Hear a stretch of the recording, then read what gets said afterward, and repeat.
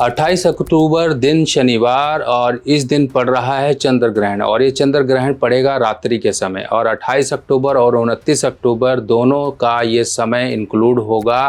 तो इस चंद्र ग्रहण में आपको करना क्या है, आज मैं आपको बताने वाला हूँ प्रैक्टिकल उपाय। ये ग्रहण जीवन में हर तरह की खुशियों को छीनने वाला होता है और साल में 2 चंद्र ग्रहण आते हैं और चंद्र ग्रहण ऐसे आते हैं कि कई बार ये साल में आए हुए चंद्र ग्रहण ही आपके पूरे वर्ष को तबाह कर देते हैं।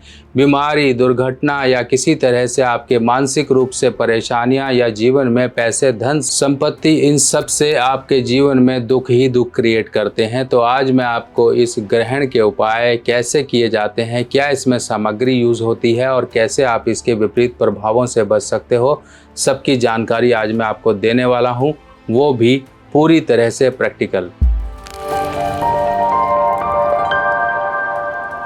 तो चलो अब हम बात करते हैं सामग्री की। ये देखिए, ये है नारियल खोपरा। ये नारियल खोपरा है, आपके यहाँ पर क्या बोलते हैं वो आप देख लीजिए, फ़ोटो में आप देखकर पता लगा सकते हैं। दूसरी तरफ है ये नारियल, जो सूखा नारियल होता है हमारा, इसके अंदर पानी होता है, ये पानी वाला नारियल है। और इधर है ये देखिए साबुत उड़द, ये साबुत उड़द है, ये हमने लेनी है। और ये बादाम है, बादाम देखिए साबुत बादाम लीजिए। अगर मान लीजिए आपको बादाम नहीं मिल रहे हैं तब आप अकेला उड़द भी ले सकते हैं। अब इसके साथ साथ आपको चाहिए एक काला कपड़ा। अब ये काला कपड़ा आप ले लीजिए, देख लीजिए सामग्री कितनी होगी तो उस हिसाब से आप ले लीजिए, कोई साइज़ का इसमें मैटर नहीं है।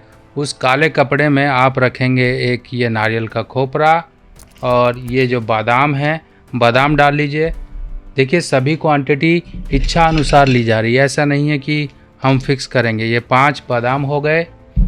5 बादाम के साथ साथ कुछ मात्रा में आप साबुत उड़द इतनी ले लीजिए, ये साबुत उड़द हो गई।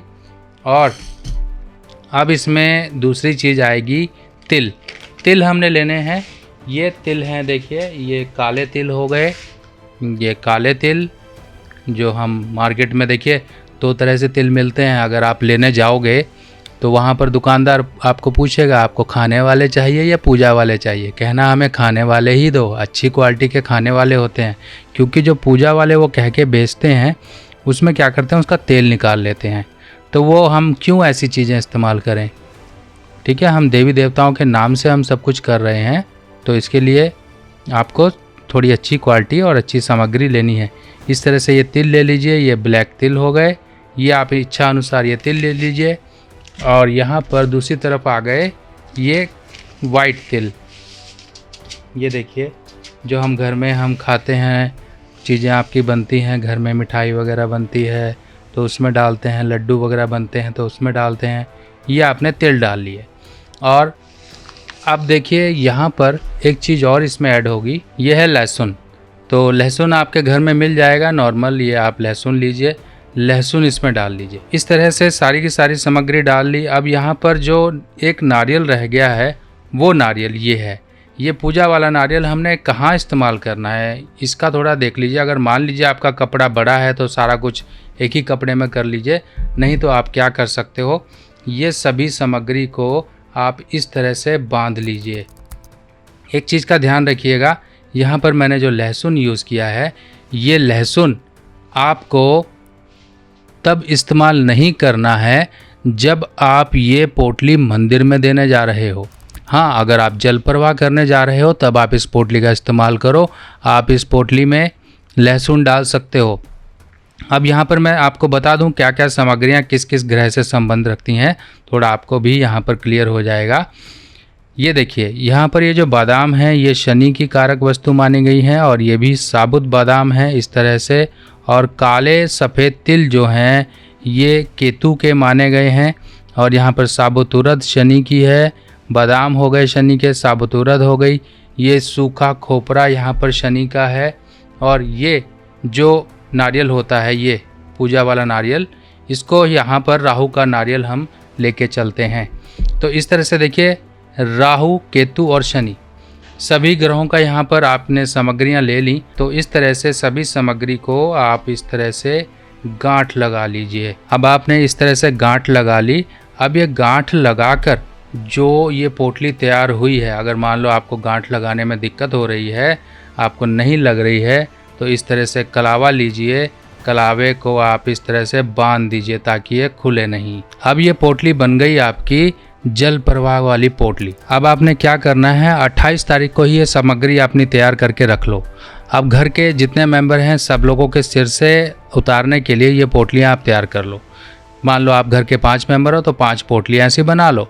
और 5 पोटलियाँ, अगर मान लीजिए आपको बादाम नहीं मिलता है और आपने साबुत उड़द भी ले लिए तब भी काम चलेगा। ये मत सोचिएगा कि मेरे को ये सामग्री नहीं मिली, ये नहीं मिली, आप इतनी टेंशन मत लीजिए। बादाम अगर नहीं भी मिल रहे हैं तो नॉर्मल गिरी वाले बादाम मिल जाएंगे, जिस तरह आपको ये फ़ोटो में दिखाए जा रहे हैं। इस तरह के बादाम भी आप ले सकते हो और इसमें डाल सकते हो, क्योंकि देखिए आपकी सेवा, आपकी जो अंदर भावना है उसके अनुसार ही आपको रिज़ल्ट मिलेगा। ये नहीं कि बहुत महंगी महंगी चीज़ें आप खरीद कर लेकर आएँ और ना वो चीज़ें ना मिले तो आप फिर अपने आप में टेंशन में रहो। तो इस तरह की थोड़ी सी दिमाग में मत रखिए। आपको जो चीज़ें अवेलेबल हो रही हैं उस हिसाब से कर लीजिए। बस एक चीज़ का ध्यान रखिएगा, हमने इसमें लहसुन डाला है। लहसुन वाली पोटली मंदिर में नहीं चढ़ाई जाएगी। अगर आप मंदिर में चढ़ाने जा रहे हो तो लहसुन निकाल लीजिए। लहसुन को मतलब आपने डालना ही नहीं है, सिर्फ लहसुन वाली पोटली आपकी जल प्रवाह की बनेगी। बाकी की पोटली जिसमें नारियल, उड़द, ये वो सब कुछ हमने डाला, वो पोटली बिना लहसुन वाली आपकी मंदिर में जाएगी। इस चीज़ का फ़र्क समझ लीजिएगा, क्योंकि लहसुन प्याज मंदिर में नहीं जाता है और मंदिर में जाने वाली चीज़ को आपने सिर से उतारा भी नहीं करना है। जो आप जल प्रवाह करोगे सिर्फ और सिर्फ उसी का 7 बार सिर से आप उतारा करोगे। इस चीज़ का ध्यान रखना, यानी कि सिर से आपने एंटी क्लॉक। अब देखिए घड़ी कैसे घूमती है, घड़ी ऐसे घूमती है और हमने एंटी क्लॉक क्या होता है, एंटी क्लॉक होता है उल्टा, घड़ी की उल्टी दिशा। घड़ी की उल्टी दिशा में 7 बार इसको घुमा लीजिए, अपने सिर से घुमा लीजिए। अगर आप जल प्रवाह करने जा रहे हो तो जल प्रवाह करने जा रहे हो, सिर से 7 बार घुमा लीजिए उल्टा अपने सिर से और घुमा के इसको जाकर जल प्रवाह कर दीजिए। कोई घर का 1 मेंबर जाके भी कर सकता है, 2 मेंबर जाके भी कर सकते हैं, जितने ज़्यादा जा सकते हो चले जाओ। नहीं कोई जा रहा तो 1 जना जाके भी सबके नाम से कर सकता है। लाल किताब की सभी सामग्री अब आप मेरी व्हाट्सएप कैटलॉग पर आसानी से देख सकते हैं और आप अपने एड्रेस पर मंगवा भी सकते हैं। अब ये आपने क्या करना है, पोटली अपने माथे से लगानी है। जो भी लोग हैं जिनकी भी कुंडली में ग्रहण है वो लोग माथे से लगाएंगे। अब आपने ये पोटली समझ ली, ये सामग्री वगैरह सब समझ ली।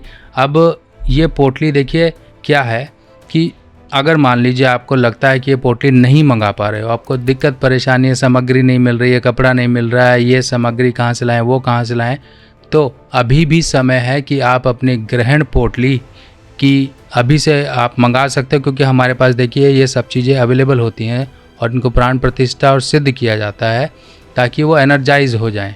बाकी आप लोग करिए, कोई प्रॉब्लम नहीं। बाकी जिनको लगता है कि नहीं मंगा पा रहे हैं और हमसे ही मंगाना चाहते हैं प्रॉपर तरीके से बनी हुई पोटली, तो मंगा सकते हैं। अपना एड्रेस वगैरह पेमेंट करके आप मंगा सकते हो, कोई ऐसी बाउंडेशन नहीं है।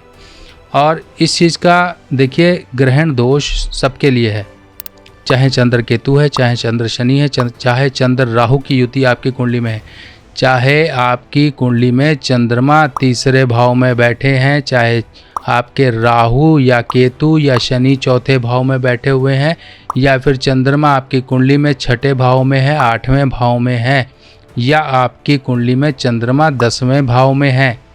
अब देख लीजिए ये भी कुंडली में एक तरह से ग्रहण की कंडीशन चंद्रमा पे बनाते हैं, क्योंकि चंद्रमा उन घरों में चले जाते हैं जहाँ पर केतु और शनि का प्रभाव होता है, राहु का प्रभाव होता है। इसीलिए अगर मान लीजिए चंद्र केतु नहीं भी है आपकी कुंडली में, इकट्ठे नहीं भी हैं, चंद्र केतु, चंद्र शनि, चंद्र राहु अगर नहीं भी हैं, और चंद्रमा के घर जो कि चंद्रमा का घर होता है 4था, वहाँ पर शनि है या राहु है या केतु है, तब भी आपके ऊपर ग्रहण का प्रभाव है, क्योंकि ये घर सबके सब केतु के प्रभाव से और राहु के और शनि के प्रभाव से आते हैं। इसलिए जब चंद्रमा इन ग्रहों के प्रभाव में आ जाएगा तब आपके जीवन में परेशानियां लाएगा। बाकी आप सभी लोगों को बस यही है एक हिदायत कि देखिए ग्रहण को हल्के में मत लीजिए। कोई काम ऐसे होते हैं कि हाँ हम कर लें तो हमारा जीवन बचाव हो जाता है, वरना फिर बाद में तो यही होता है। अगर मान लीजिए कोई परेशानी आ गई, फिर आप जितनी मर्जी पोटलियाँ जल प्रवाह करते रहो, उन चीज़ों को आप रिवर्ट नहीं कर सकते, उस नुकसान की भरपाई नहीं कर सकते। तो आपके जीवन में कोई भी, चाहे आर्थिक, मानसिक या शारीरिक, किसी भी तरह का नुकसान ना आए, तो ये ग्रहण का उपाय ज़रूर कर लेना, आप लोगों के लिए फ़ायदेमंद रहेगा।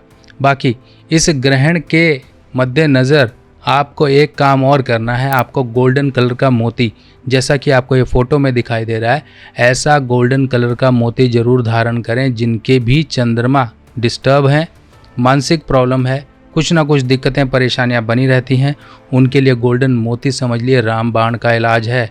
और इस तरह से उनके मानसिक problem, financial problem, health problem सब की सब इससे कंट्रोल होंगी।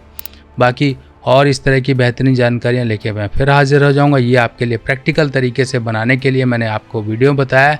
ये आपको बहुत मदद करेगा कि आप अपने खुद से पोटली बना सकते हैं। बस इस चीज़ का ध्यान रखिएगा। ग्रहण तो देखिए 28 तारीख को सूतक शाम को 4 बजे के आसपास लग जाएगा। तो सूतक लग गया है तो आपको क्या करना है, सूतक से पहले ही यानी कि सुबह ही सब कुछ खरीद के अपना तैयार करके रख लो। घर के मेंबर जब सारे के सब शाम को या रात को इकट्ठे हो जाएं, घर में आ जाएं, तब उस समय आपके घर में ये पोटलियाँ होंगी, यानी कि उन लोगों के नाम से पोटलियाँ होंगी। फिर सुबह जब सब लोग नहा धो चुके होंगे, तब उस समय ये पोटलियों को माथे से लगा के या सिर से घुमा के, जल प्रवाह करना तो सिर से घुमा लो, अगर मंदिर में छोड़ना है तो माथे से लगा लो। मंदिर में जाओ, शनि मूर्ति के आगे छोड़कर चले आओ, प्रार्थना करो अपने सुख शांति की, हो गया काम। चाहे उसके बाद आप ड्यूटी जाओ, ऑफिस जाओ, स्कूल जाओ, कहीं भी जाओ, आपका काम होना था, जो आपका ग्रहण का उपाय वो हो चुका है। तो दोस्तों इस तरह से आप अपने ग्रहण के उपाय कर सकते हो और अपने जीवन से इस ग्रहण के विपरीत प्रभावों को दूर कर सकते हो, क्योंकि ये ग्रहण आपके जीवन की सभी तरह की खुशियों को छीन रहा है। आपको इन सामग्रियों के उपाय से अपने जीवन में खुशियों को लाने के रास्ते खोलने हैं। बाकी मैं यही आपके लिए मनोकामना करता हूं कि आपके जीवन में खुशियां बनी रहें और किसी भी ग्रहण के विपरीत प्रभाव आपकी खुशियों को न छीन पाएं।